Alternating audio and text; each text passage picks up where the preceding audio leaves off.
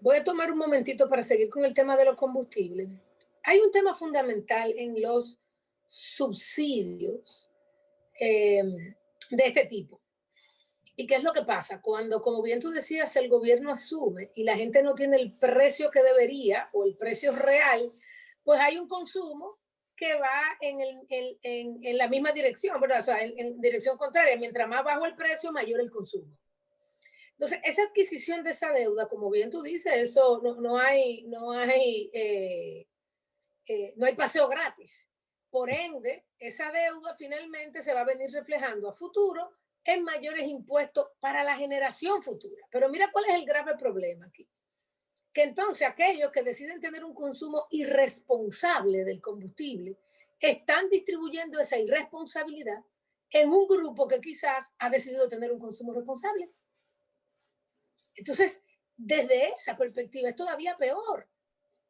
Y es como tú dices, estamos afectando generaciones futuras que si las de ahora son pro medio ambiente, las futuras van a ser más. Y estamos dañando su medio ambiente con un precio que es inadecuado. Entonces, las nuevas tendencias donde estamos hablando de transporte sostenible, donde estamos hablando de consumo sostenible, debe ser transversal a todas las políticas públicas, absolutamente a todas las políticas públicas. Entonces, mientras tú tengas un precio que no refleje la realidad como es, como bien dice, entonces yo voy a seguir adquiriendo artefactos, automóviles que no son tan eficientes porque yo no tengo un precio que es un precio muy elevado. Entonces, la realidad es que cuando tú entras todas estas dimensiones, nos estamos dando cuenta que el no reflejar un precio adecuado simplemente termina afectando a generaciones que no tienen nada que ver con esto, a personas que han decidido ser responsables y como quiera tienen que pagar este precio. Entonces yo creo que lo más adecuado es siempre tener, como tú dices, actualizar eso. Es cierto que te pega duro, que da, bueno, pues tenemos que ser inteligentes en cómo distribuimos nuestro tiempo, nuestro gasto, nuestra eficiencia en el consumo de combustible. Y nada, bueno, dicho esto, como bien tú decías, yo creo que un tema que está muy en boga es el proceso, como tú bien dices, de vacunación. Mira, Andy, es interesante el tema de el acceso a las vacunas en todas las Américas. Ha sido muy controversial. Primero, vemos países inclusive grandes que no tienen vacunas hoy en día. Si tú ves un Canadá, no tiene hoy en día una vacuna. Los laboratorios han tenido inclusive que ir cambiando sus estrategias debido a que, por ejemplo, un país como Estados Unidos, con vacuna disponible, de repente no hizo una buena distribución y un buen uso, entonces se perdieron vacunas en esos procesos que se pierden en todo. Este proceso de vacunación requiere un esfuerzo logístico impresionante. Todo el proceso de logística, desde el momento en que llega a aduanas hasta el momento en que se administra la vacuna, por lo menos en la vacuna que tenemos hoy. Quizá más adelante se van a desarrollar vacunas chulísimas, igual que pasó con la PCR. Antes tú necesitabas 2 días para una PCR y te hacen una PCR en 40 minutos, con todo lo que se ha desarrollado en este proceso. Entonces, algo fundamental es ese tema de logística. Nosotros, y te voy a poner un ejemplo personal. Yo tengo una cuñada que vive en Argentina, que es bioanalista, y estuve hablando con ella y le digo, Marta, ¿cómo va el proceso? Me dijo, no, ya yo me di mis 2 dosis en Argentina. Yo soy del cuerpo médico, me di mis 2 dosis, no hemos tenido casos de reacciones adversas, o sea, y me dice, yo no he tenido ninguna reacción, ya yo estoy totalmente vacunada. Y me dice, pero ya tenemos un calendario de cómo se van a hacer las vacunas de aquí en adelante. Me dice, todavía no las hemos recibido, pero el Estado lo que hizo fue que generó un calendario. 2 días antes estuve hablando con un amigo colombiano que me decía que creo que dentro de 2 semanas comienzan a vacunar, porque le va a llegar muy pocas vacunas, a las personas del área médica y a los mayores de 80 años. Y me dice que ya hay una página web donde la vacunación de la población comienza en junio. Y están claros, ellos parece que están haciendo todo su proceso y están diciendo, mira, para no presionarme, pusieron la vacunación en junio, pero ya tú entras a una página web y tú sabes en qué fecha te toca, en qué lugar te toca, a qué hora te toca en ese calendario de julio, que obviamente lo están haciendo como lo están aplicando todos los países, que es el tema de los de más alto riesgo. Primero, los mayores de edad, los de más alto riesgo, y luego ir pues vacunando así los diferentes cortes. Yo creo, Andy, que a República Dominicana nosotros tenemos, ¿verdad?, dos vías. Uno, cuando se comiencen a vacunar y haya gran parte de la vacuna en países que son emisores de turistas, eso es una gran cosa, porque ya esa gente que está vacunada, pues va a viajar, ¿verdad? No necesita que el país de destino necesariamente esté vacunado.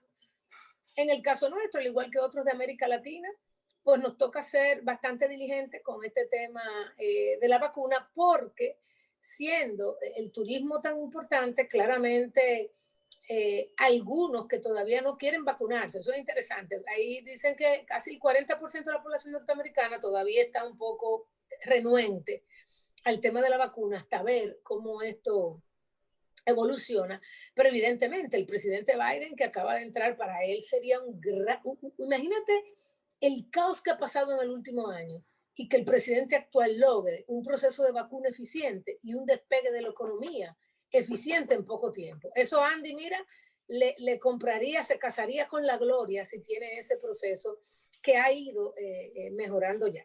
Algo interesante, Andy, que he estado en estos días hablando con gente, yo soy una fanática de utilizar la tecnología a favor de la política pública, a favor de todo esto. Y este proceso de vacuna eh, va a generar que obligatoriamente casi todo el mundo tenga que ir a un lugar a vacunarse, ¿verdad? Y si se gestiona bien, tú puedes durar 2 meses vacunando a la gente en centro específico, pero ahí vas a tener un contacto con el ciudadano, donde vas a poder hacer un proceso de actualización de datos, Andy, impresionante. Aquí ya casi todo el mundo tiene un celular, casi todo el mundo tiene un email, ¿verdad? Vas a poder actualizar información de dónde vive la persona. Imagínate a partir de ahí, de un proceso como este, donde tú generes toda esa información, lo que tú puedes hacer hoy en términos de políticas públicas, de eficientizar la política pública, de tener un mayor contacto con el ciudadano. Hoy tenemos algo que se llama el asterisco Gov, por ejemplo, que cuando tú llamas para hacer cualquier pregunta, imagínate que el gobierno tenga su propio app y la gente baje la app, y si hay algún tema de que se quemó algo por la zona donde tú vives, que el gobierno te lo pueda decir, te lo pueda enviar por un centro de mensajes como esto, y tú tener la capacidad, Andy, de tener una comunicación directa con diferentes personas en riesgo. De hecho, deberíamos actualizar inclusive los temas de salud de la población. Cuando tú llegues, saber claramente, ok, pero tú, ¿por qué estás en este grupo? Tú eres diabético, entonces gente diabético, hipertensión, etcétera. Y tú te imaginas un gobierno con toda esta información para el tema de gestión de políticas públicas, para poder medir bien los niveles de riesgo de la población, pero además de todo, para tener una comunicación uno a uno con el ciudadano, que el ciudadano necesita, que el ciudadano piensa, para informar al ciudadano de cómo se hace todo. Para, si tú necesitas otro proceso de vacunación, ya tú tienes una forma de contactarlo. E inmediatamente tú le dices, tú lo que tienes que ir es a este lugar, actualizar tu proceso de vacunación. Entonces, definitivamente, Andy, es además un proceso que va a cambiar la forma en que los gobiernos... Mira, tú agarras gobierno que tú hablabas hace un rato, como Israel, ¿verdad? En Israel, hoy estamos hablando de que ya han vacunado, creo que yo como el 60% de la población, más o menos. Andy, pero en Israel, durante la pandemia, si tú estabas al lado de uno que se había hecho una prueba y se había detectado, a ti te llegaba un mini mensaje cuando tú llegabas a tu casa, no, mira que tú estuviste al lado de fulano de tal y esa persona, usted se tiene que quedar en cuarentena en su casa. O sea, Andy, el nivel de administración de la información, porque era algo que estaba ya implementado antes, ya había un gobierno inteligente y eso le permitió a Andy ser muy diligente en el tema de implementar medidas como esta en medio del confinamiento. Inclusive si tú te movías demasiado, si tú salías de tu casa lo podían saber, si tú dejabas el celular, iban mucho tiempo sin moverse. Oye, ¿cómo es? Si tú dejabas el celular mucho tiempo sin moverse, se te aparece un policía diciendo, parece que te salió de su casa y dejó el celular en la casa para que nosotros no lo detectemos. Entonces, Andy, real efectivamente creo que como todo en la vida, este proceso de vacunación puede ser bien utilizado para otras cosas, pero además, de nosotros, imagínate tú ir diciendo, de NACO se han vacunado tanta gente, en la Altagracia, no sé qué, y tú mantener actualizado esto hacia afuera también, tú tener un calendario claro de hacia dónde vamos. Y ojalá podamos tener la oportunidad de tener vacunas lo antes posible. Y como bien sabemos, vacunar los de alto riesgo, vacunar al sector salud, vacunar a los empleados del sector turismo. Yo creo que todos los que son empleados del sector turismo debería tener una prioridad luego, obviamente, de los riesgos más importantes y del mismo sector salud. Y con eso, obviamente, ayudar a un proceso de empuje de ese sector que es tan importante. Sí, incluso ya hay muchos economistas en los Estados Unidos que han estado haciendo análisis de cómo hacer más eficientes los procesos de vacunación. O sea, tratando de ver cómo elevan ese índice de efectividad. Hay economistas jóvenes de MIT, Boston College y creo que UPenn, que han publicado una serie de investigaciones a través de unos modelos matemáticos que han hecho muy interesantes y han concluido que los procesos de vacunación no pueden ser uniformes, sino que el gobierno debe mantener una reserva de vacuna que permita tener la flexibilidad de focalizar e intensificar los procesos de vacunación en geografías donde los conatos de propagación sean más intensos. O sea, que tú distribuyes X cantidad de vacunas en el territorio, pero te reservas una parte para tratar de atacar las áreas que tú consideras que son de más alto riesgo en los procesos de contagio, porque estás teniendo indicadores diarios de que ahí se está acelerando. Entonces tú golpeas, aceleras el proceso de vacunación, le asignas un 10% más de vacuna y ahí tú lo controlas. En el caso nuestro, que tenemos la urgencia de revitalizar el turismo, como tú planteas, y conscientes de que a medida que avancen los procesos de vacunación en Europa, en Estados Unidos, mucha gente va a querer celebrar eh, su nuevo estado yéndose de vacaciones unos días para botar el golpe de lo que ha sido este año y medio tan dramático que ha vivido la humanidad. Entonces, ¿dónde van a ir? Van a ir a países donde ellos entiendan que, aunque ellos están vacunados, no se quieren arriesgar, porque la vacuna, recuérdate que no es 100% efectiva, no hay vacuna 100% efectiva. A ellos les gustaría ir vacunado a un país donde una buena parte de la gente que le va a servir está vacunada también. Entonces, yo no tengo la menor duda de que el sector hotelero es un sector que, así como es importante vacunar de primera línea todo el personal de batalla que está al frente en el área de la salud, del sistema sanitario, prestando los servicios, que ese debe ser el número uno. Pero creo que en el ámbito económico, me parece a mí que toda esa zona hotelera del país, que deben tener muy buena base de datos de todos esos trabajadores que están laborando ahí, a nosotros nos haría muy bien poder proyectar un mensaje internacional de que nuestros centros turísticos tienen unos índices de vacunación del 80-90%, de manera que el turista pueda viajar con confianza a República Dominicana. Más aún, si podemos ahora resolver el tema que tiene ya tanto tiempo a nivel del Tribunal Constitucional y que uno tiene una aspiración de que esto se pueda convertir en una realidad, que es el pre-clearance del Aeropuerto Internacional de Punta Cana, que creo que es el primero de una serie que debemos solicitar y negociar con Estados Unidos. Bahamas tiene 2 aeropuertos que cuentan con este sistema de pre-clearance, y en consecuencia el turista norteamericano viajar a Bahamas es como un vuelo local. Y lo tienen un vuelo corto, lo interpretan que está yendo a un territorio que es norteamericano, aunque no lo es, pero por la facilidad. En consecuencia, yo creo que sería maravilloso para República Dominicana tener este sistema ya aprobado, ratificado por el Tribunal Constitucional. Yo vi esta semana 4 ex jueces del Tribunal Constitucional que dieron una declaración pública donde revelaron el por qué ellos entendían que esto no se debía aprobar, porque ellos consideraban que que violaba la Constitución. Yo realmente no entiendo por qué es que viola la Constitución. O sea, no creo que no están arrancando un pedazo de país. Estamos creando una facilidad que lo que va a permitir es generar más empleo, más inversión, más riqueza hacia la República Dominicana con el tráfico creciente de pasajeros y en consecuencia me parece que es una tomadura de pelo plantear esto. Sé que argumentan que hay unos elementos de anexos en el acuerdo que tienen que ver con las políticas de República Dominicana en materia de refugiados.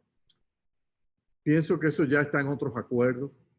Esto simplemente es una especie de ratificación de cosas que ya tenemos y en consecuencia creo que hay espacio para que la sensatez se imponga. Nada ayudaría más a la recuperación del turismo, principalmente en esa zona del área de Bávaro, Biche, Punta Cana, Macao, que poder, antes de que termine este año, tener ya esa unidad de pre-clearance establecido en ese aeropuerto. De manera que luego demos el segundo paso, que es lograr lo mismo para el Aeropuerto Internacional de las Américas, que creo que sería fabuloso nosotros poder contar con un sistema de pre-clearance también en el área.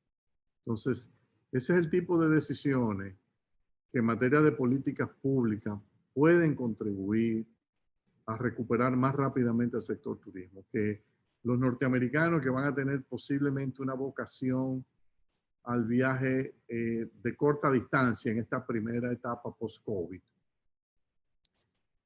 por los temores que ha generado en la psiquis del consumidor turista la pandemia.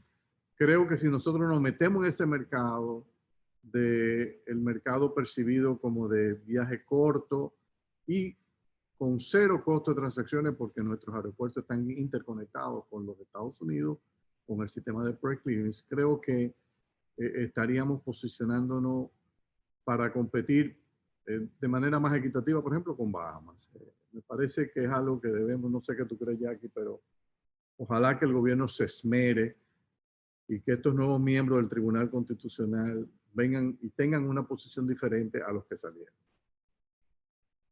Mira, Andy, y no solamente tú tienes las Américas y Puerto Plata, que está gestionada ambas por los aeropuertos Vinci, por Vinci Airlines. Me imagino que en el momento, y creo que ya se ha hecho, se haga la solicitud, se haría para los dos. O sea, para los aeropuertos que está gestionando, siendo, quizá tú dices, bueno, el de Santiago, que viene muchísimo dominicano ausentes, el de Santiago está lleno de dominicanos ausentes. Y si encima de eso tú tienes un Santiago y tú haces una carretera que conecta Santiago y Puerto Plata de manera muy efectiva y muy corta, lo que estamos hablando es un cambio absoluto en términos del atractivo del destino, de todos los destinos republicanos dominicanos. ¿No? Entonces yo creo que puede tener un impacto importante. Yo al igual que tú no manejo mucho esas cosas, he escuchado lo mismo que tú estás diciendo, pero sí creo que ya muchos países, y cada vez van a ser más los países. Andy, ante esto que ha pasado ahora, han salido a relucir todos los temas competitivos en los diferentes países. Aquí los países han competido por estos 3 pesos de turista, lo que tú no te puedes imaginar. Entonces, lo que va a pasar de ahora en adelante, porque son poquitos los turistas que están viajando, lo que va a pasar de ahora en adelante es que cada elemento de tu propuesta de valor va a ser importante. Cada elemento, el elemento de sostenibilidad. Ya el turista está cambiando. Este mismo tema del COVID llevó a la gente a querer llegar a un destino que sea más seguro, pero no solamente más seguro por seguridad, más seguro de salud. Está llevando a la gente donde quiere una habitación donde vea que no se va a infectar, no solamente de cualquier cosa, ya son más conscientes con la salud, son más conscientes con el medio ambiente. Quieren comodidad, confort en poco tiempo, viajes cortos. Andy, cada elemento, la propuesta de valor, va a ser un gran paso. Y yo me iría más allá. Nosotros no sabemos en el tiempo cómo tener ese pre-clearing nos va a ayudar a muchísimas otras estrategias que vamos a ir desarrollando. Claro, y ya aquí ten en cuenta que el país se ha ido posicionando fuertemente y compitiendo con algunos destinos de la región en dos nichos del mercado turístico que tienen unas posibilidades de continuar expandiéndose en los próximos años. Uno es el turismo del Spring Break que se produce en las universidades, donde paquetes de jóvenes se pasan meses planificando dónde nos vamos a ir a pasar una semana, 10 días del break de vacaciones de primavera. Entonces, República Dominicana está compitiendo en ese mercado. ¿Tú te imaginas lo que significaría que estos jóvenes digan, no, no, mira, con Dominicana es un palo porque hay un pre-clearance, ahí uno llega, no pierde el tiempo, eso es rápido? Eso. Y lo otro es el turismo de bodas. Nosotros estamos compitiendo con Cartagena de India, con San Miguel de Allende, que cada vez son lugares más atractivos para esto. Nosotros si ofertamos en el área de Punta Cana el pre-clearance, tú puedes estar seguro que es una de las grandes restricciones que enfrenta el turismo de boda, que es el tema de la movilización de gente que viene de fuera, que quiere llegar rápido y no perder tiempo, llegan el mismo día de la boda, quieren tener tiempo de cambiarse. Óyeme, eso para nosotros sería sumamente positivo también. O sea, que ojalá el Tribunal Constitucional falle esto lo antes posible y podamos meter esto dentro de la agenda, uno de los puntos clave de la agenda de recuperación del sector. Se nos acabó el tiempo. Nos vemos la semana que viene en otro triángulo. Buenos días.